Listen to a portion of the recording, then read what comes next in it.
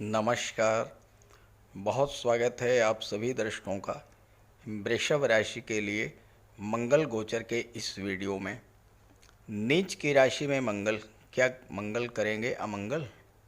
जी हाँ, ग्रहों के सेनापति मंगल 3 अप्रैल को कर्क राशि में गोचर कर चुके हैं और कर्क राशि में 7 जून तक रहेंगे। इसके बाद सिंह राशि में चले जाएंगे। कर्क राशि मंगल की नीच की राशि है, तो क्या नीच की राशि में गोचर करते हुए मंगल अशुभ फल ही प्रदान करेंगे? इसको समझने के लिए मैं आपको नवांश कुंडली दिखाऊंगा। D9 में भी मंगल कर्क राशि में ही है, लेकिन D9 में मंगल का नीच भंग हो रहा है और D9 में मंगल नीच भंग राजयोग बना रहे हैं। नवांश कुंडली में किसी भी ग्रह की स्थिति ये बताती है कि उस ग्रह में कितना बल है, फल प्रदान करने की कितनी क्षमता है। D9 में नीचभंग राजयोग का बनना ये दर्शाता है कि 3 अप्रैल से 7 जून के 65 दिनों के गोचर काल में मंगल में अपना फल प्रदान करने की पूरी क्षमता है। आइए समझते हैं कि कर्क राशि में मंगल वृषभ राशि के जातकों को किस तरह का फल प्रदान करेंगे, लेकिन उससे पहले मैं आपको ये समझाऊंगा कि मंगल क्या हैं, मंगल किस तरह का फल प्रदान करते हैं, और वीडियो के अंत में मैं आपको मंगल के उपाय भी बताऊंगा। पहले समझते हैं कि मंगल क्या हैं और मंगल का प्रभाव क्या होता है।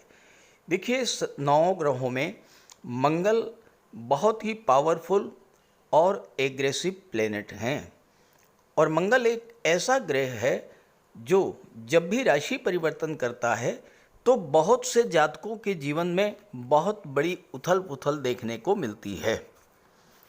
मंगल आपके भाई को रिप्रेजेंट करते हैं, मंगल आपके दोस्तों को रिप्रेजेंट करते हैं। महिलाओं की कुंडली में मंगल उनके पति को रिप्रेजेंट करते हैं। मंगल को भूमि पुत्र कहा जाता है। मंगल प्रॉपर्टी के, कृषि भूमि के कारक होते हैं। मंगल आपके साहस, पराक्रम, शौर्य और ऊर्जा को रिप्रेजेंट करते हैं। शरीर में जो स्थान रक्त का है वही स्थान 9 ग्रहों में मंगल का है। शरीर में रक्त की कमी हो जाए तो हम कमज़ोर हो जाते हैं, शक्तिहीन हो जाते हैं, कोई काम करने की ऊर्जा हमारे अंदर नहीं रहती। ठीक यही स्थिति मंगल की भी है। मंगल अगर कुंडली में कमज़ोर हैं तो व्यक्ति के पराक्रम, साहस में कमी आती है।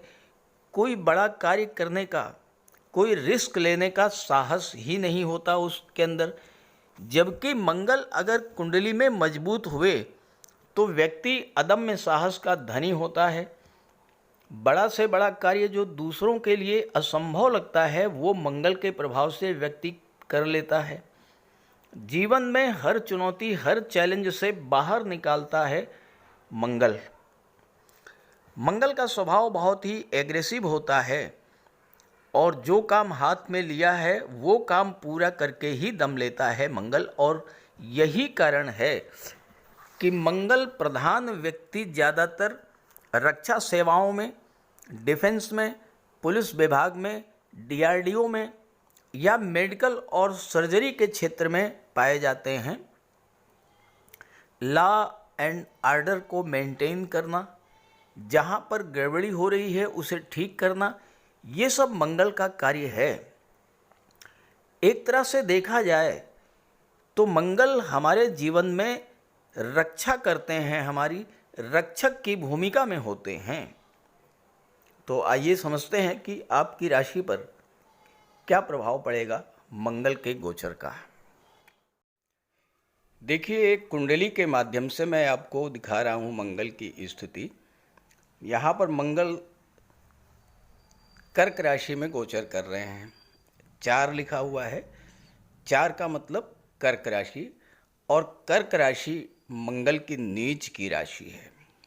लेकिन अच्छी बात क्या है, यहाँ पर मंगल वर्गोत्तम है। देखिए, मंगल जहाँ लिखा हुआ है, मंगल के ऊपर ये वर्गोत्तम का निशान बना हुआ है। वर्गोत्तम क्या होता है? वर्गोत्तम वो स्थिति होती है जब कोई ग्रह लग्न कुंडली और नवमांश कुंडली दोनों में एक ही राशि में गोचर करता है। मैं आपको नवमांश कुंडली भी दिखा देता हूँ। नवमांश कुंडली में मंगल की स्थिति आप देखिए, ये D9 है नवमांश कुंडली। नवमांश कुंडली में यहाँ देखिए मंगल कर्क राशि में है, यानी नवमांश में भी नीच की स्थिति में है। लेकिन नवमांश कुंडली में मंगल के साथ देवगुरु का भी गोचर है। मंगल और गुरु, कर्क राशि मंगल की उच्च की राशि है, मंगल की नीच की राशि है और देवगुरु की उच्च की राशि है। अब अगर दो ग्रह जो एक ही राशि में हैं और उच्च के हैं और दूसरा ग्रह नीच का है, तो जो ग्रह नीच का होता है उसका नीच भंग हो जाता है। मंगल कर्क राशि में नीच के हो रहे हैं। कर्क राशि में जो ग्रह उच्च का होता है, अगर उसकी मंगल से युति बन जाए तो मंगल का नीच भंग हो जाएगा। ये ज्योतिष शास्त्र का सिद्धांत है, नीच भंग राजयोग का सिद्धांत है। तो कर्क राशि में गुरु उच्च के होते हैं, गुरु मंगल की युति बन रही है। जब गुरु मंगल की युति बन रही है तो मंगल का नीच भंग हो गया और मंगल नीच भंग राजयोग बना रहे हैं नवमांश कुंडली में। नवमांश कुंडली वो कुंडली होती है जो ये बताती है कि किसी भी ग्रह के पास कितना बल है, कितनी शक्ति है। अब देखिए यहाँ पर लग्न कुंडली में वर्गोत्तम का निशान बना हुआ है, यानी मंगल लग्न कुंडली में भी और नवमांश में भी कर्क राशि में गोचर कर रहे हैं, लेकिन नवमांश में मंगल का नीच भंग हो रहा है, तो मंगल अच्छा फल देने की स्थिति में आ गए। दूसरी बात, मंगल वर्गोत्तम है। वर्गोत्तम होने पर कोई भी ग्रह उत्तम फल प्रदान करता है। अब मंगल जब वर्गोत्तम होंगे तो व्यक्ति में उत्साह की वृद्धि करेंगे, पराक्रम पुरुषार्थ को बढ़ाएंगे, आपकी पावर और अथॉरिटी को बढ़ाएंगे, नेतृत्व क्षमता में वृद्धि करेंगे और मान सम्मान में वृद्धि करेंगे। वर्गोत्तम ग्रह व्यक्ति को उसके जीवन के लक्ष्यों को पाने में मदद करता है। तो इन 65 दिनों में आपने अपने जीवन में जो लक्ष्य निर्धारित किया है, अपने लिए जो कार्य करना चाहते हैं, जो सपना देखा है आपने, उसको पूरा करने में मंगल आपकी मदद करेंगे। हर तरह की चुनौतियों का सामना करने की क्षमता बढ़ती है, आत्मबल और आत्मविश्वास में वृद्धि होती है। मंगल वर्गोत्तम है और आपको स्थिरता और शांति प्रदान करेंगे और आपको प्रभावशील बनाएंगे। चूंकि नवमांश में नीच भंग राजयोग बना रहे हैं, इसलिए इस गोचर काल में इन 65 दिनों में मंगल अच्छा ही फल प्रदान करेंगे। क्योंकि D9 में किसी भी ग्रह की स्थिति ये बताती है कि उस ग्रह में बल कितना है, फल देने की क्षमता कितनी है। तो आइए समझते हैं कि मंगल वर्गोत्तम मंगल अलग अलग राशि के जातकों को किस तरह का फल प्रदान करेंगे। तो यह है वृषभ राशि के जातकों की कुंडली। मंगल का गोचर कुंडली के तीसरे भाव में है। मंगल सप्तम भाव के और 12वें भाव के स्वामी होकर के तीसरे भाव में गोचर कर रहे हैं। मंगल की चौथी दृष्टि छठे भाव पर, 7वीं दृष्टि भाग्य भाव पर और 8वीं दृष्टि दशम भाव कर्म के भाव पर पड़ रही है। मंगल वर्गोत्तम है, यानी D1 D9 दोनों में एक ही राशि कर्क राशि में है। वर्गोत्तम होने पर ग्रह अत्यंत श्रेष्ठ फल प्रदान करता है। अब तीसरे भाव में गोचर कर रहे हैं। तीसरा भाव पराक्रम पुरुषार्थ का होता है, तो आपके पराक्रम पुरुषार्थ में वृद्धि करेंगे। पावर और अथॉरिटी को बढ़ाएंगे, आपकी नेतृत्व क्षमता में वृद्धि करेंगे। मान सम्मान बढ़ेगा। वर्गोत्तम ग्रह व्यक्ति को उसके जीवन के लक्ष्यों को पाने में मदद करता है।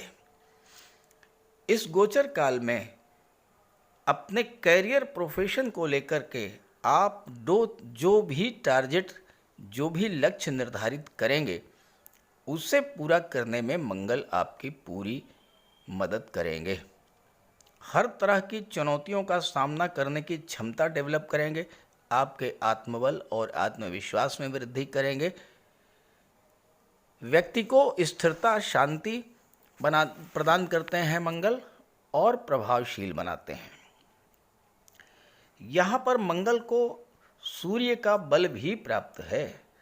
14 अप्रैल को सूर्य अपनी उच्च की राशि मेष राशि में आएंगे 12वें भाव में, और मंगल से 4-10 का संबंध बनेगा। मंगल से चौथे स्थान पर होंगे, 10वें स्थान पर होंगे सूर्य, और सूर्य से चौथे स्थान पर होंगे मंगल। चौथा स्थान है सुखों का, 10वां स्थान है कैरियर का। तो आपके कैरियर को स्टेबल करने में मंगल और सूर्य दोनों मिलकर के आपकी हेल्प करेंगे।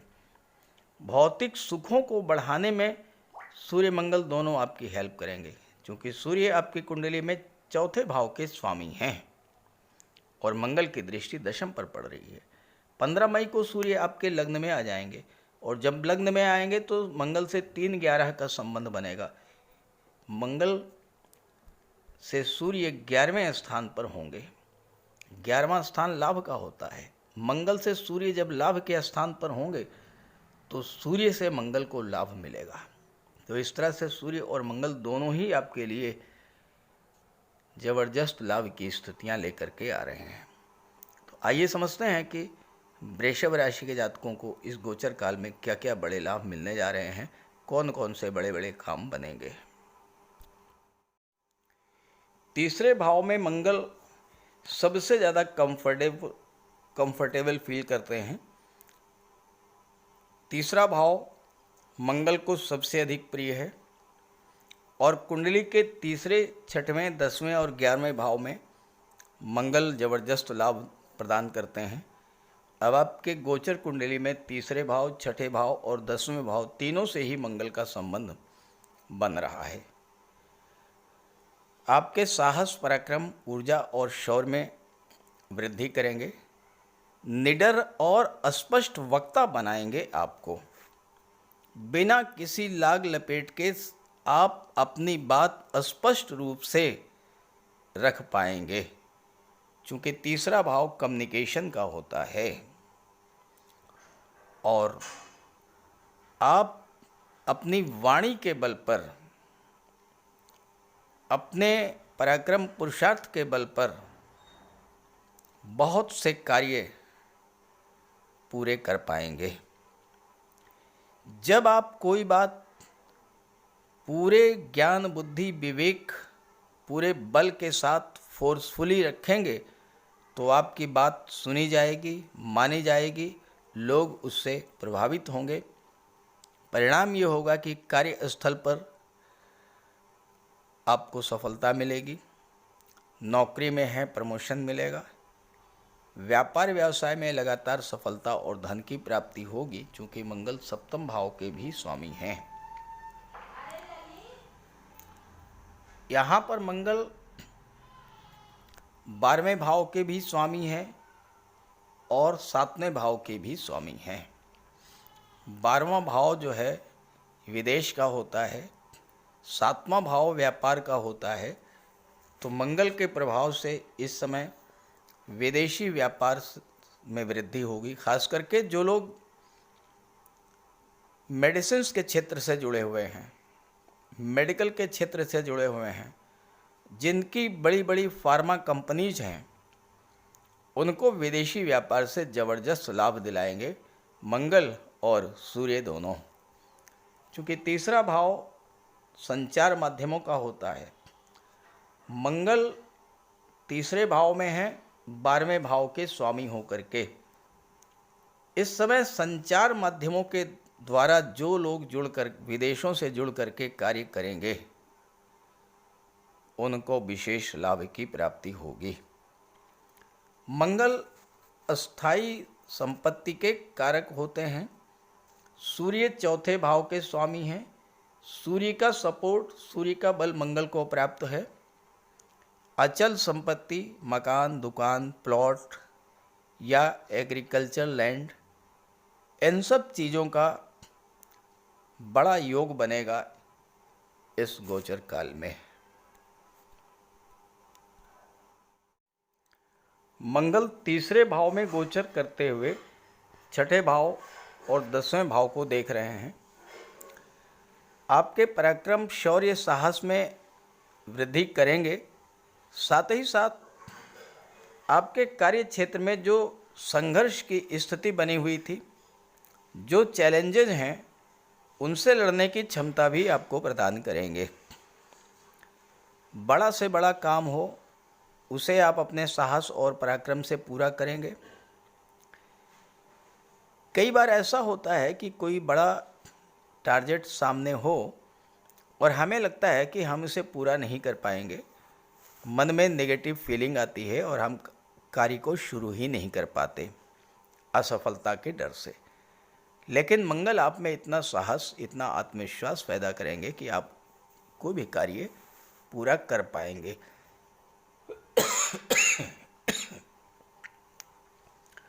मंगल 7वें भाव के भी स्वामी हैं, जो कि व्यापार का होता है। व्यापार में कहा जाता है कि नो रिस्क नो गेन। तो इस समय आप बड़ा से बड़ा रिस्क लेने का साहस करेंगे। हालांकि ऐसा करने से कभी कभी नुकसान भी होता है, लेकिन ज़्यादातर मामलों में सफलता मिलती है और आप खुद ही अपना मार्ग बनाएंगे। यहाँ पर एक चीज़ को लेकर आपको सावधान रहना है कि राहु एकादश भाव में है, 18 मई तक रहेंगे।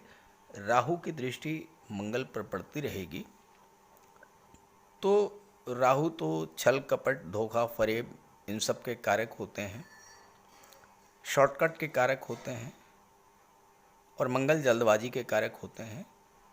तो जल्दबाजी में अपना कोई काम पूरा करने के लिए, ज़्यादा से ज़्यादा पैसा कमाने के लिए, अपने विरोधी को, अपने प्रतिद्वंदी को परास्त करने के लिए छल कपट, फ्रॉड का सहारा मत लीजिएगा। कोई शॉर्टकट मत अपनाइएगा, क्योंकि राहु एक ऐसे ग्रह हैं जो जीवन में बुलंदियों पर भी पहुंचा देते हैं और एक झटके में बुलंदियों से ज़मीन पर भी ला देते हैं। तो शॉर्टकट नहीं अपनाना है, छल कपट फरेब का यूज़ नहीं करना है, और ईमानदारी के रास्ते पे चलते हुए कार्य करेंगे तो मंगल आपको बहुत अच्छी सफलता देंगे। आप अपने बुद्धि बल से 15 मई को जब सूर्य आपके लग्न भाव में आ जाएंगे तो आपके आत्मविश्वास में अभूतपूर्व वृद्धि होगी और निर्णय क्षमता आपकी बढ़ेगी।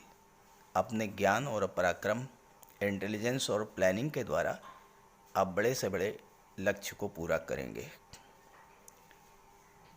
मंगल की दृष्टि भाग्य के भाव पर भी पड़ रही है, तो भाग्य को भी बूस्टअप करेंगे। हालांकि पिता से थोड़ा संबंध खराब हो सकते हैं अगर आपने वाणी पर नियंत्रण नहीं रखा, और वाणी पर नियंत्रण अगर आपने नहीं रखा तो जीवन साथी के साथ भी आपके रिलेशंस ख़राब हो सकते हैं। तो इस बात को ध्यान रखिएगा। मंगल 10वें भाव पर दृष्टि डाल रहे हैं, नौकरी में उच्च पद दिला देंगे। व्यापार के क्षेत्र में नई नई उपलब्धियां आपको हासिल होंगी। कोई नया व्यापार, नई फैक्ट्री, नया इंडस्ट्री, या फिर जो लोग कारपोरेट जगत से जुड़े हैं उनके लिए भी मंगल का ये गोचर बहुत बड़ा लाभ देने वाला है। धन, पद, प्रतिष्ठा सब कुछ प्रदान करेंगे मंगल। तो इस गोचर का लाभ उठाइए और मंगल का उपाय जरूर करते रहिए। बात करते हैं उपायों पर। मंगल का सबसे बड़ा उपाय है बजरंगबली की उपासना करना। आप बजरंगबली की उपासना कीजिए, बजरंगबली के मंदिर में जाइए, उनके चरणों का सिंदूर अपने मस्तक पर धारण कीजिए। साथ ही साथ हनुमान चालीसा का पाठ कीजिए, बजरंग बाण का पाठ कीजिए। मंगलवार के दिन अगर आप व्रत रख सकें तो मंगलवार का व्रत रखिए। साथ ही साथ हनुमान जी को चोला चढ़ाइए। मंगलवार के दिन स्नान करने के जल में लाल चंदन या लाल पुष्प डालकर स्नान करें। स्नान करने के बाद लाल रंग के वस्त्र धारण करें। अगर नहीं कर सकते हैं लाल रंग के वस्त्र धारण, तो कम से कम एक लाल रुमाल अपनी जेब में ज़रूर रखें।